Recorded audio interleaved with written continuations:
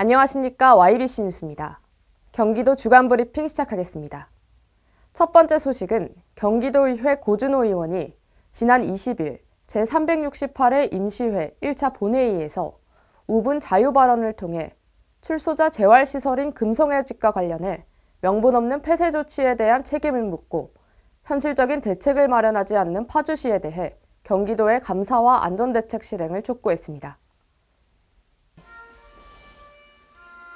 지난해 9월 경기도 파주시 월록면에 들어선 강력범죄 출소자 재활시설 금성의 집의 폐쇄 조치와 관련해 경기도의회 고준호 의원이 경기도에 김경일 파주시장에 감사를 요청했습니다.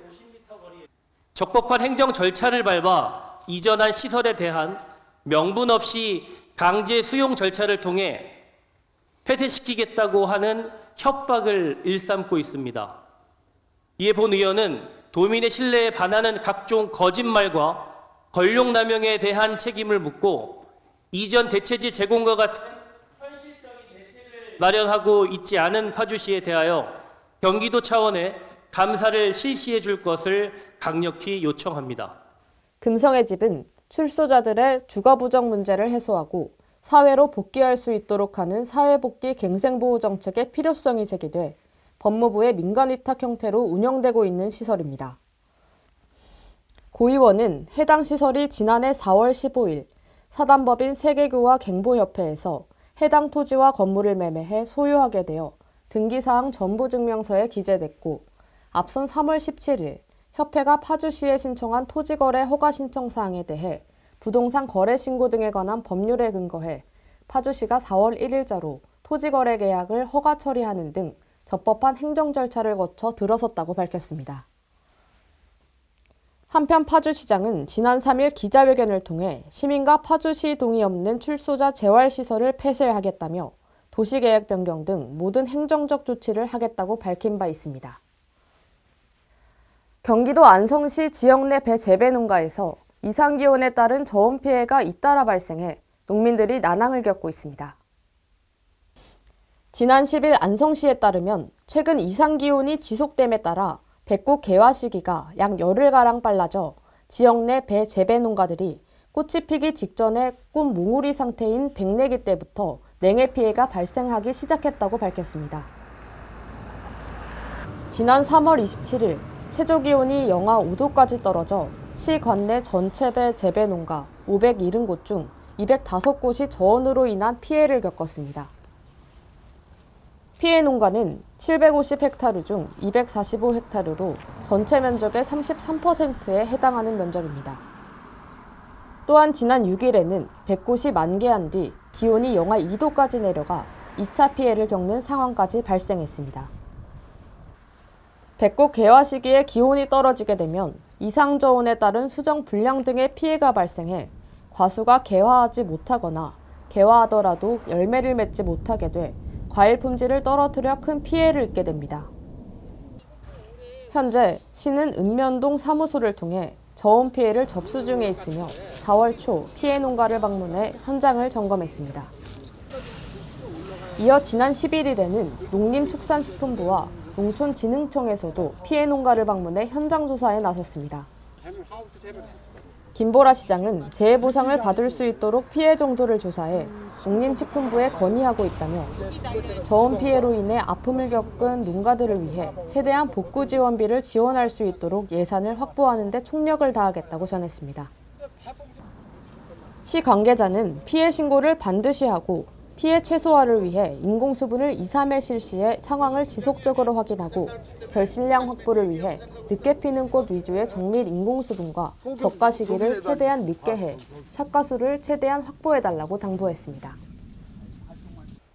경기도 화성시에 위치한 동탄신도시에서 오피스텔 전세 사기를 당했다는 피해 신고가 약 90건이 넘게 접수된 것으로 확인됐습니다.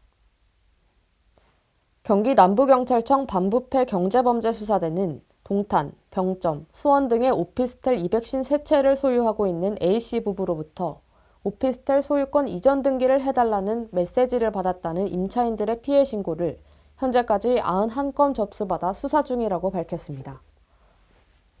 경찰은 A씨 부부가 소유한 오피스텔 수를 파악함과 동시에 추가 피해자가 있는지 여부를 확인하고 있습니다. 경찰에 따르면 A씨 부부 오피스텔 임차인의 35%가 피해를 봤으며 이들은 1억 원 안팎의 임대차 보증금을 돌려받지 못한 상황입니다. 경찰은 이들의 사기 행위에 고의성을 판단하는 데 초점을 맞추고 수사 중이며 A씨 부부가 지난 2020년부터 지난해까지 오피스텔 전세 계약을 맺을 당시 추후 전세금을 반환할 의사가 없었거나 돈을 돌려줄 능력이 없는데도 불구하고 계속 계약을 이어갔다면 처벌을 받을 가능성이 있습니다. 경찰 관계자는 현재 피해자들에 대한 1차 조사를 마친 상태라며 추가로 접수되는 건들에 대한 사실관계 파악과 피의자들에 대한 수사가 이어질 예정이라고 밝혔습니다. 경찰은 동탄 등지에 오피스텔 43채를 보유하고 있다가 최근 파산 신청을 한 또 다른 임대인 B씨에 대한 사기 혐의 고소 사건도 수사 중입니다. 임차인은 B씨가 파산 신청을 했다며 오피스텔 소유권 이전을 요구했다고 주장하고 있는 것으로 알려졌습니다. 한편 경찰은 지난 20일 사안의 중대성을 고려해 화성 동탄서가 맡고 있던 전세 사기 사건을 상급기관인 경기 남부경찰청으로 이관했으며 보호전담 경찰관으로 구성된 심리지원 전담팀을 현장에 투입해 경기도 주택정책과 및 전세피해 지원센터 등 관련 기관과 한라인을 구축해 피해자 지원에 나섰습니다. 지난 5일 2명의 사상자를 낸 분당 정자교 붕괴 사고를 수사 중인 경찰이 20일 2차 압수수색에 착수했습니다. 경기 남부경찰청 분당 정자교 붕괴 사고 수사 전담팀은 지난 20일 오전 10시부터 성남시청과 분당구청, 교량 점검 보수업체 6곳 등 총 8곳을 대상으로 압수수색에 들어갔습니다.